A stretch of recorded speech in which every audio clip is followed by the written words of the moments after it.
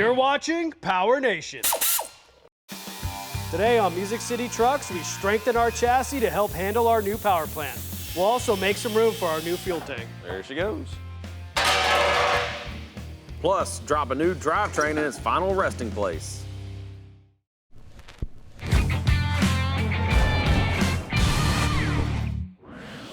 Hey guys, welcome to Music City Trucks. We are full steam ahead on our 632 SS project. And with over 800 horsepower from that rat engine, well, we need to make sure our frame is strong enough to handle it. And in order for us to do that, we're gonna weld in these boxing plates. Now, GM has utilized this C-channel style of frame, starting with the early C10 trucks all the way up to these OBSs. Now, they got a little wiser in their old age and started boxing the front of these chassis, but as you can see here, the middle's still wide open. So once we get these welded into place, hopefully that'll help us from keeping our chassis from twisted coming off the line. But in order to do that, we got to address a couple things here on the frame first. So first off, we got to get this all cleaned up in here, get it ready to be coated with some kind of encapsulator or some kind of coating that's going to keep it from rusting on the inside. And then the only other thing we got to do is cut this radius out to get this plate to slide up here nice and flush so we can get a good weld on it. So let's go ahead and grab the wire wheel and get to it.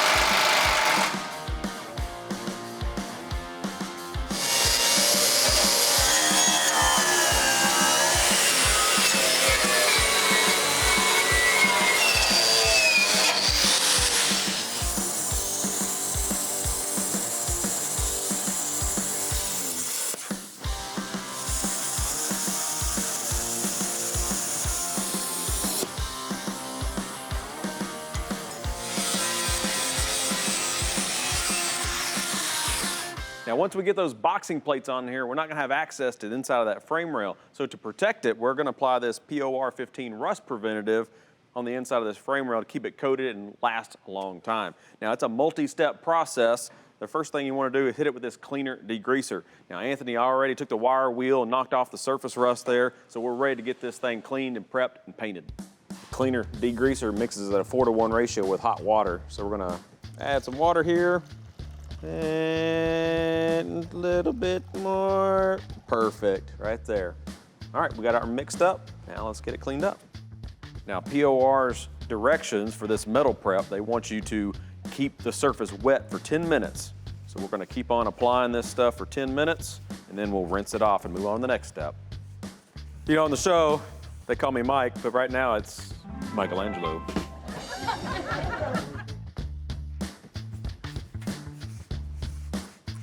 Once the cleaner is done, we'll hit it with some water just to rinse it off.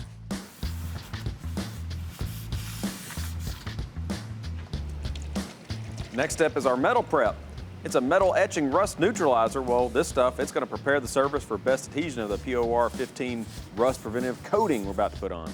With the metal prep, same thing, they wanna keep the surface wet for 10 minutes.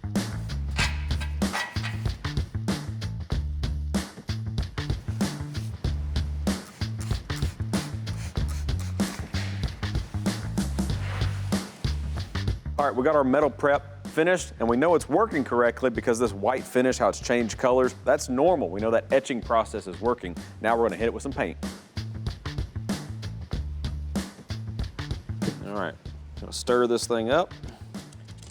Now, P.O.R. doesn't recommend shaking, so they prefer stirring. I use my best stirrer for the job. Perfect. Because we're gonna be welding on this area right here, I just put some tape down because we don't want the paint right there.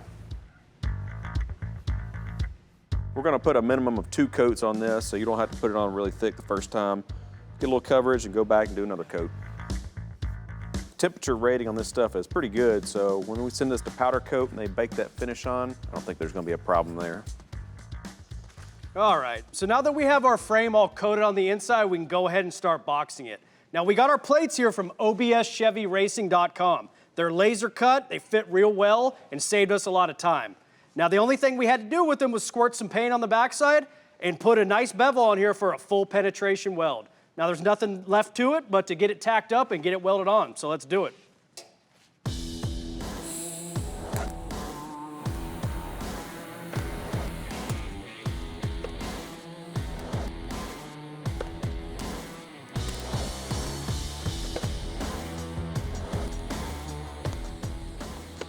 All right, we got that all tacked in. Only thing left to do is burn it all in, and then we'll be ready to roll.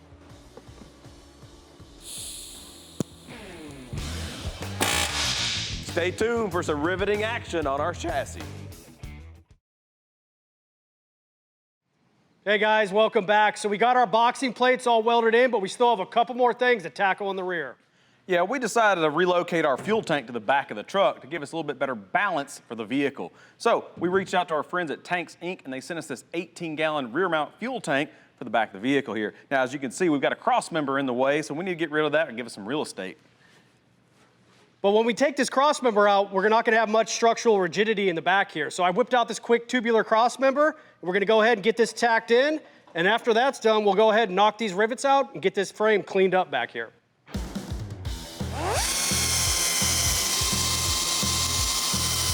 Before we tack this into place, we wanna go ahead and hit it with a grinder, get it cleaned up and ready for a weld.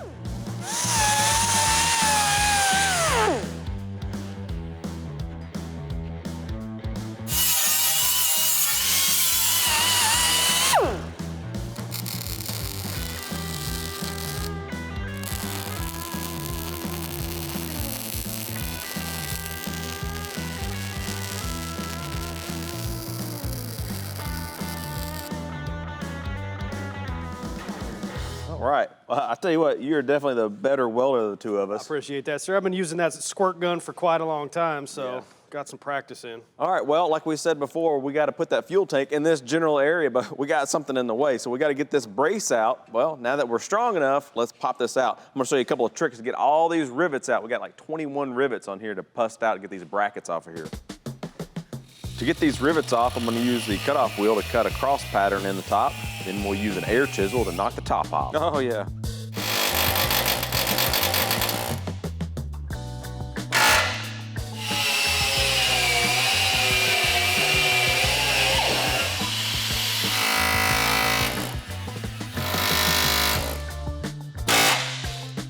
There we go. There she goes. Yeah. There she goes. So now that we got our brackets and our cross member removed from the rear of the chassis, we can go ahead and start getting our tank mounted up. I already whipped up a couple of these brackets here. All I did was take a tab, weld a couple gussets on the end, and that way we can go ahead and get this thing tacked into place on our frame, pop a couple holes in it, and we'll be good to go.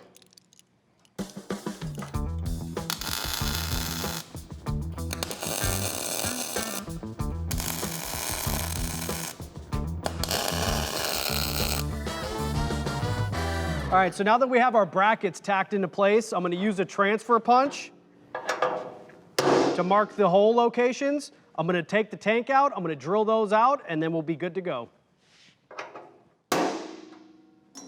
Let's see if we can slide this thing out of here.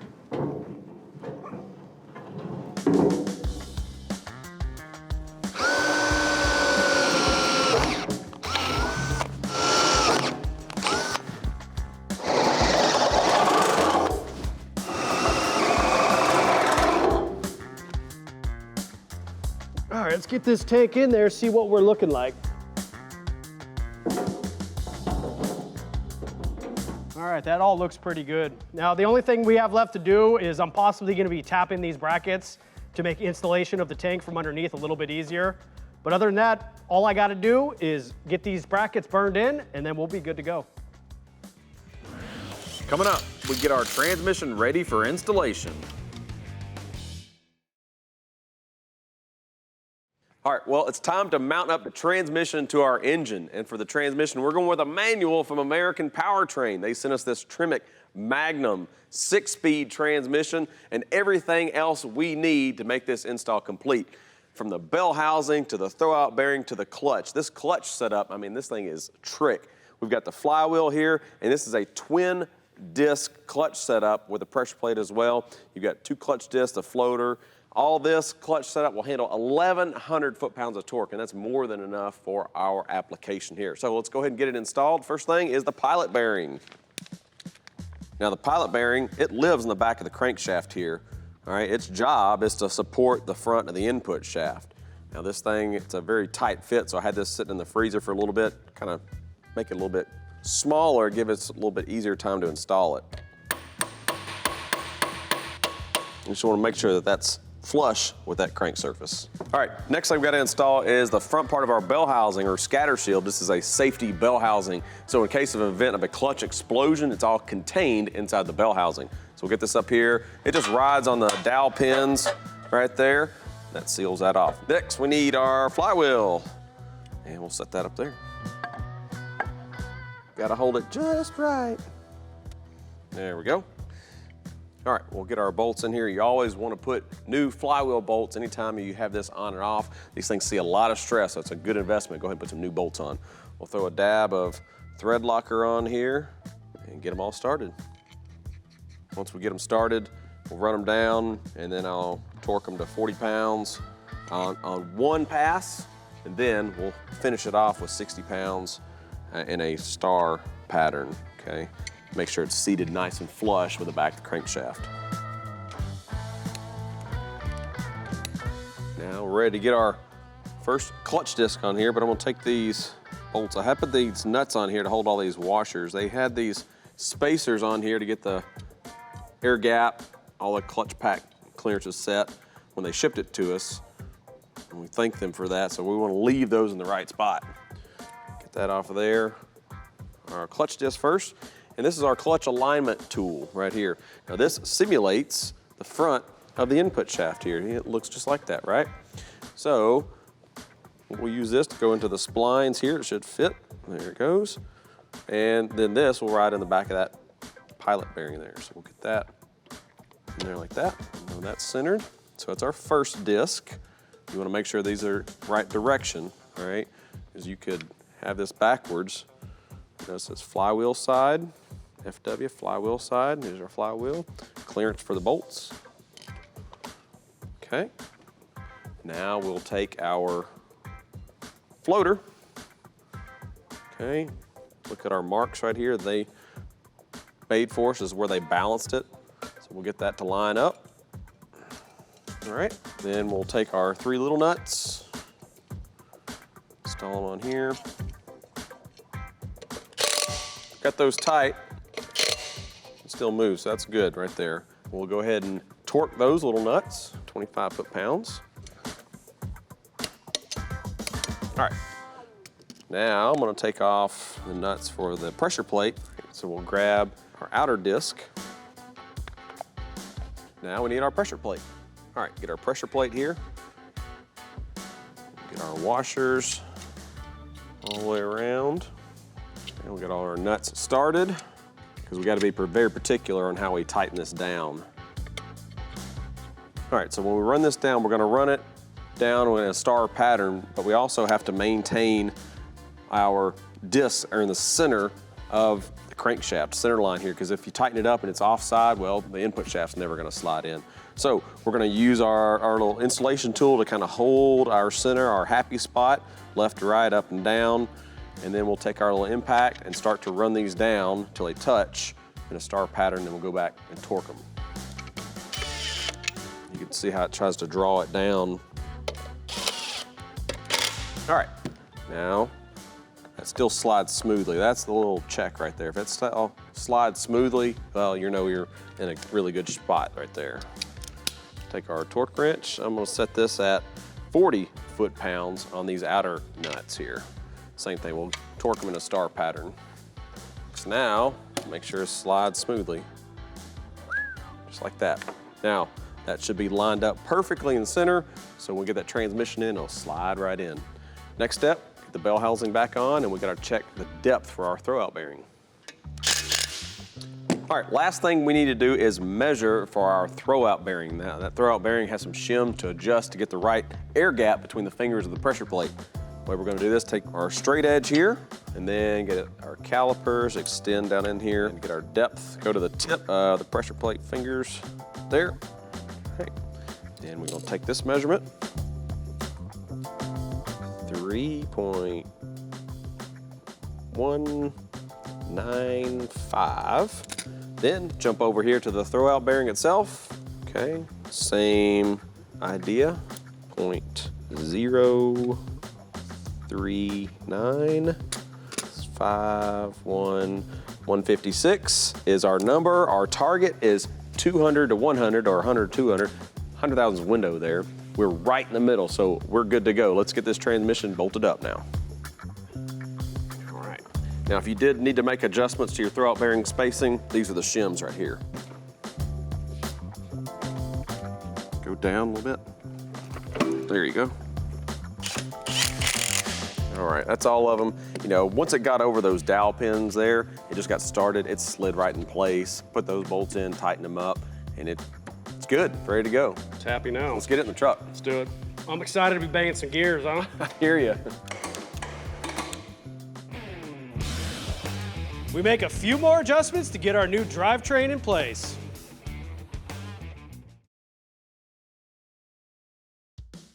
All right, we'll get this thing lowered down in here between the rails. Got the back. You're looking good back here. Okay. A little bit All more. right, yeah, come on down. A little more.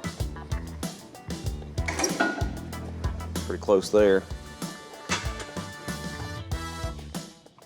All right, get a bolt in here. Get this side. All right, well, that's got the engine mounts in place, but the transmission mount, well, we got to come up with something there. And there's a few measurements we need to take before we fab up our own deal between that tail housing of the transmission and the pinion of the rear end. Yeah, and so what we're gonna end up doing is making our own cross member, or we could do what OBS Chevy Racing recommends and use the factory cross member with a couple pieces of angle iron here. But we're kind of undecided at this point, so what do you say we go check out, see what kind of metal we got laying Yeah, around? you get the metal, I'm gonna grab that third member. All right, let's do it. Before we get our third member in here, we gotta get our studs pressed in.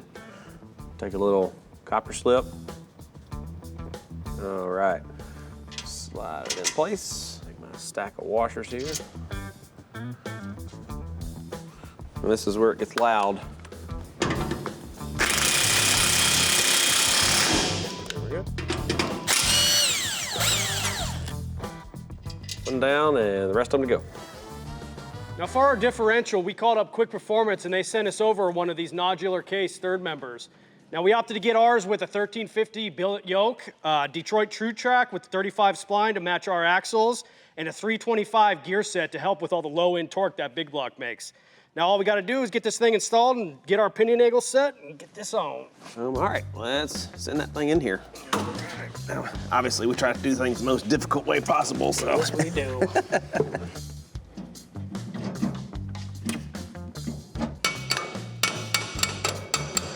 I think we could work it down with some nuts now. That way we can get some even pressure all the way around it. Oh, yeah. All right, hit that torque wrench and she's good to go.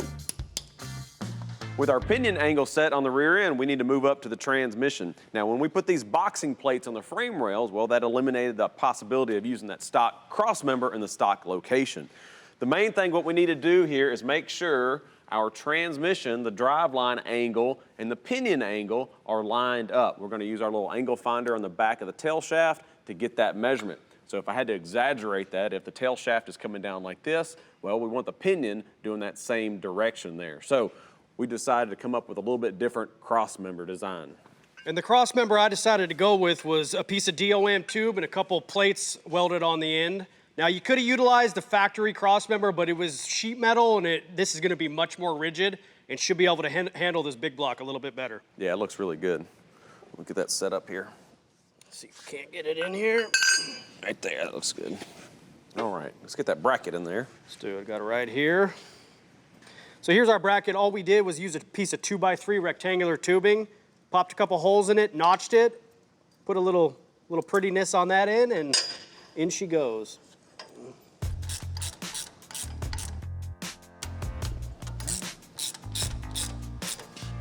All right, it's tight. Good and tight. Let's check how square it is. All right, let me grab a tape here, see where we're at. All right, I'm about 31 1/16. Okay, let's try it over here. Yep, same 31/16. That's good and square. All right. All right, well, I mean, the next thing to do is grab the welder, get this tacked in. You can go ahead and grab a transfer punch. We'll get a couple Holes punched, get it ready to drill, and we'll be Get good it to tacked go. in and drilled out there. Let's do it.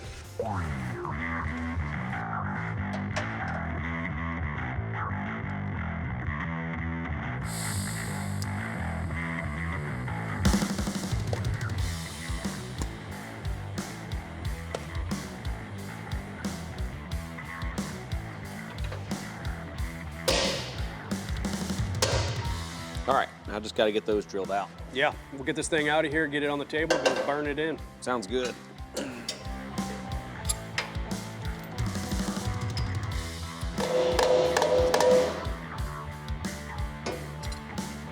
Go. Thank you, sir.